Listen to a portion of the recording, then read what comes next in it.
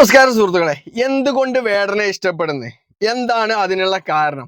ദാ ഈ ഒരൊറ്റ വാക്കുകൾ മതി, ഈ ഒരൊറ്റ വീഡിയോ മതി, നിങ്ങൾക്ക് മനസ്സിലാവും. എന്തായാലും ഒന്ന് കണ്ടു നോക്കി. നിങ്ങളെന്നെ കാണുന്നതും നിങ്ങളെന്നെ കേൾക്കുന്നതും ഞാൻ നിങ്ങളുടെ സഹോദരൻ എന്ന നിലയ്ക്ക് എനിക്ക് വലിയ കാര്യമാണ്. ഞാൻ ഒരുപാട് ഇടങ്ങളിൽ പറഞ്ഞിട്ടുള്ളൊരു കാര്യം, എന്നെ കണ്ട് ഇൻഫ്ലുവൻസ് ആവുന്നില്ലേ മക്കള്? നിങ്ങള് ഉണ്ട് ഉണ്ട് ഉണ്ട് എന്നെ കണ്ട് ഇൻഫ്ലുവൻസ് ആവാൻ പാടില്ലാത്ത കുറച്ച് കാര്യങ്ങളുണ്ട്. അത് ഞാൻ പലയിടങ്ങളിൽ നിങ്ങളോട് പറഞ്ഞിട്ടുണ്ട്.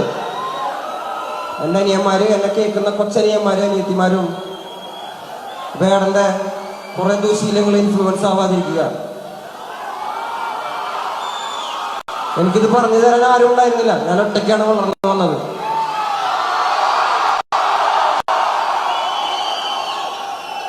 ഞാൻ തിരുത്താനും എന്നെ തിരുത്തപ്പെടാനുള്ള ഒരു സാഹചര്യത്തിലാണ് ഞാൻ നിങ്ങളുടെ മുന്നിലാണ് വന്നിട്ടുള്ളത്.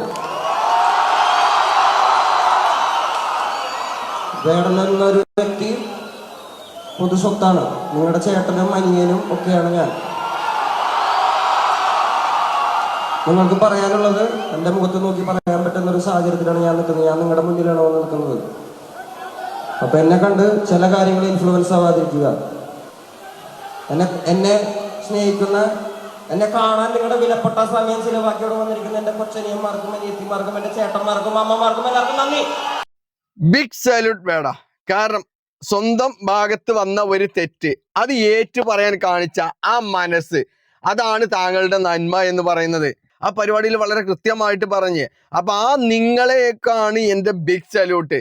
കാരണം എല്ലാവരും എന്താ ചെയ്യലറിയോ, തെറ്റ് മറച്ചു വെക്കാൻ വേണ്ടിയിട്ട് അതിനെ ന്യായീകരിക്കാൻ നോക്കും. പക്ഷെ നിങ്ങൾ എന്ത് ചെയ്തു?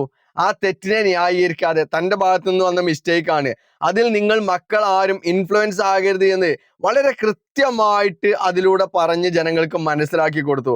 ആ ഒരു മനസ്സിന് ഒരു ബിഗ് സല്യൂട്ട് നൽകാനുള്ളത് ഇതുകൊണ്ടൊക്കെ തന്നെയാണ് വേടനെ ഒരുപാട് ആളുകൾ ഇഷ്ടപ്പെടുന്നത് എന്നാണ് നിങ്ങളോട് പറയാനുള്ളത്.